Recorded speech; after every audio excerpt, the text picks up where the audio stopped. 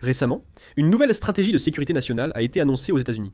Selon cette stratégie, l'époque où les États-Unis soutenaient l'ordre mondial est terminée, et cela a été déclaré sans ambiguïté. Et en même temps, ils ont clairement indiqué qu'ils allaient donc se concentrer au maximum sur la surveillance de la Chine. Aujourd'hui, nous allons examiner cela de plus près. Voyons cela ensemble. À l'heure actuelle, le 5 décembre, l'administration de Donald Trump aux États-Unis a publié le rapport sur la stratégie de sécurité nationale, qui est une directive stratégique globale, couvrant les domaines diplomatiques, économiques et militaires. Ce rapport sur la stratégie de sécurité nationale est important parce qu'il est rédigé sous la direction de la Maison-Blanche. Ce document sera la référence principale guidant la politique étrangère et de sécurité de l'administration Trump pour les 4 prochaines années. Il donne une idée générale de la future direction des États-Unis. Cependant, il y a souvent des éléments assez choquants qui y figurent. La partie la plus remarquable ici est qu'elle repose précisément sur le terme « l'Amérique d'abord ». En prônant l'Amérique d'abord, ils placent la concurrence avec la Chine au centre et élargissent les responsabilités de défense envers les alliés. L'objectif prioritaire de la stratégie américaine en Asie était précisément de dissuader un conflit militaire autour de Taïwan.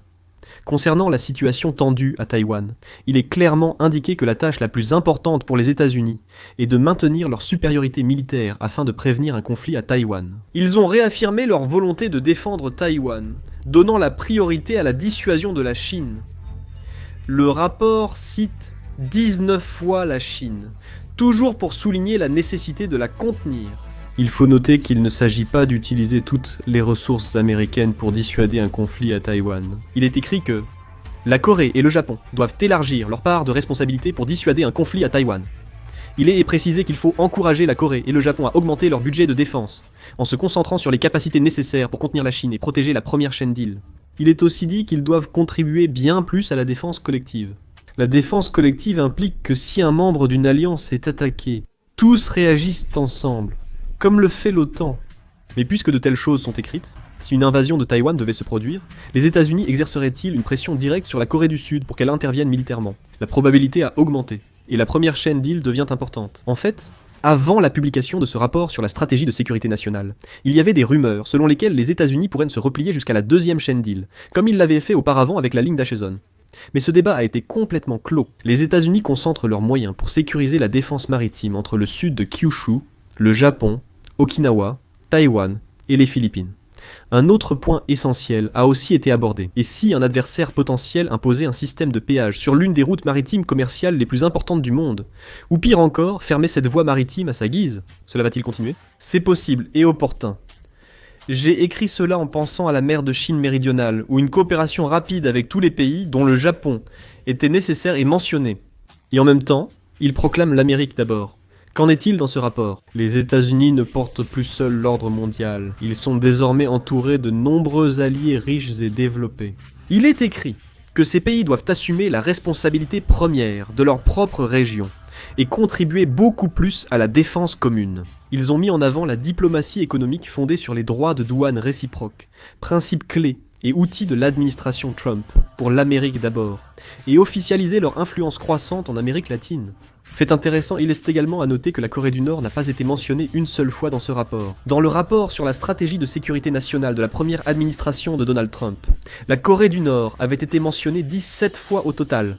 Cette fois-ci, elle n'a pas été mentionnée une seule fois. Contrairement à la position précédente qui affirmait la dénucléarisation de la Corée du Nord, il est remarquable que la Corée du Nord n'apparaisse même pas une seule fois. De nombreux médias indiquent que la priorité des États-Unis envers la Corée du Nord a diminué, tandis que la volonté de contenir la Chine s'est renforcée. Et la majeure partie de la section asiatique du rapport sur la stratégie de sécurité nationale concernait la Chine. Il y avait aussi des points intéressants. Ce rapport sur la stratégie de sécurité nationale contenait de nombreuses critiques à l'égard de l'Europe, notamment en critiquant la politique migratoire européenne. Ils ont clairement exprimé leur intention de soutenir les partis qui prônent des politiques anti-immigration.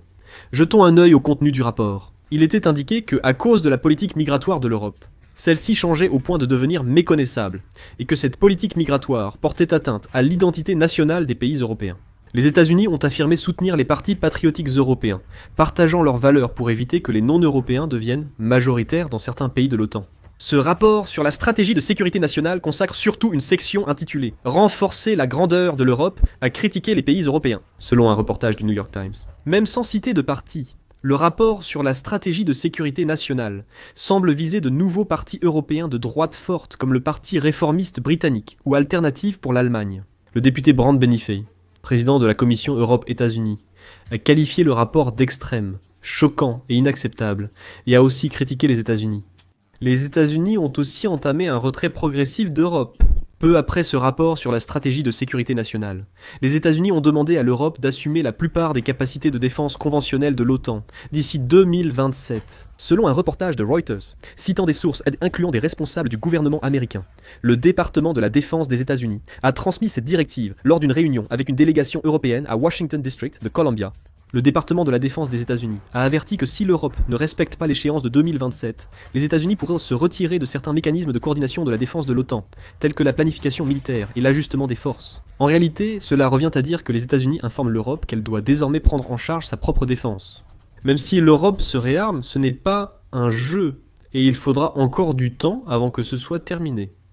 Ainsi, la partie européenne juge qu'une défense conventionnelle totale d'ici 2027 sera quasi impossible. La volonté des États-Unis semble claire. Bien sûr, cela suppose que la responsabilité de l'utilisation des forces conventionnelles passe effectivement des États-Unis à l'Europe. Certains anticipent un grand bouleversement dans les alliances sous direction américaine. Et cela peut être considéré comme un événement symbolisant l'entrée des États-Unis dans un véritable isolationnisme. En fait, dans tous les domaines, il est écrit que les États-Unis doivent augmenter davantage les dépenses de défense de leurs alliés. Et dans tous les domaines, ils ont souligné l'élargissement du rôle et des responsabilités des alliés. Même en Asie, immédiatement. Les États-Unis disposeront de forces pour stopper toute agression sur la première chaîne d'îles, mais il est précisé qu'ils ne peuvent, ni ne doivent, agir seuls. Les alliés doivent donc accroître leurs dépenses pour la défense collective et agir concrètement. Ce point concerne aussi la Corée. Les États-Unis doivent axer leurs efforts diplomatiques sur l'accès aux installations alliées de la première chaîne d'îles, sur l'augmentation des budgets de défense de ces alliés, et surtout sur le renforcement de leur capacité de dissuasion contre l'agression. Cela signifie-t-il que, pendant toute la durée de l'administration Trump, il est probable que les alliés des États-Unis, y compris la Corée, devront supporter une charge accrue en matière d'augmentation des dépenses de défense? Et que pense le président Trump de ce rapport du département de la défense? Il a estimé qu'il s'agissait d'une feuille de route pour que les États-Unis restent le pays le plus grand et le plus prospère de l'histoire de l'humanité, et le bastion de la liberté sur Terre. Il a également souligné que dans les années à venir, il renforcerait la puissance nationale à plusieurs niveaux pour rendre les États-Unis plus sûrs, plus riches, plus libres, plus grands et plus puissants que jamais. La stratégie de sécurité nationale des États-Unis, qui vient d'être rendue publique, est considérée comme le point de départ du bouleversement de la structure de l'hégémonie mondiale qui a perduré pendant 80 ans depuis la Seconde Guerre mondiale. L'abandon par les États-Unis de leur rôle de policier du monde indique un déplacement du centre de gravité de l'ordre international. Cette décision n'est pas qu'une simple déclaration, mais peut être considérée comme un signe que la configuration du pouvoir mondial entre dans une phase de polarisation. La fin de la domination américaine annonce une intensification de la compétition pour l'hégémonie régionale. Dans le Pacifique, États-Unis et Chine s'affrontent ouvertement, tandis qu'une alliance États-Unis-Inde-Australie se renforce dans l'océan Indien pour contrer la domination maritime chinoise. L'Europe, après la déclaration des États-Unis de ne plus assumer la responsabilité de la sécurité, est désormais confrontée à la nécessité de développer ses propres capacités de défense et réfléchit à la création d'un bloc militaire indépendant, centré sur l'Allemagne et la France. Le monde s'éloigne d'une époque où un seul ordre dominait toutes les régions, et évolue vers un système où chaque zone se divise en différentes sphères d'influence qui agissent séparément. Les États-Unis, estimant qu'ils ne peuvent plus gérer toutes ces zones en même temps, ont fait de la surveillance de la Chine leur priorité absolue, tandis que pour les autres régions, ils ont choisi une structure où chaque alliance assume davantage de responsabilités. Il est fort probable que ces changements conduisent à une fragmentation de l'hégémonie maritime. Dans l'ouest du Pacifique, un axe composé des États-Unis, du Japon et de la Corée du Sud se forme pour contenir l'expansion militaire de la Chine, tandis que dans l'océan Indien, un système de sécurité centré sur l'Inde se renforce pour répondre à la stratégie de la route de la soie maritime de la Chine. Dans les eaux européennes, une structure de défense autonome de l'Europe se met en place pour faire face aux activités de la Russie. Avec l'affaiblissement du système reliant le monde par l'armée américaine, le risque de conflits régionaux augmente, et une nouvelle ère de rivalité entre grandes puissances pourrait survenir plus tôt que prévu. À l'avenir, les relations internationales deviendront plus complexes, avec des intérêts régionaux en conflit et des grandes puissances cherchant à s'imposer. Une nouvelle phase, différente de la stabilité passée, semble probable. Comment le monde va-t-il encore évoluer à l'avenir? Je suis également curieux de connaître vos avis, alors n'hésitez pas à les partager dans les commentaires. C'est ainsi que se termine cette vidéo. Merci.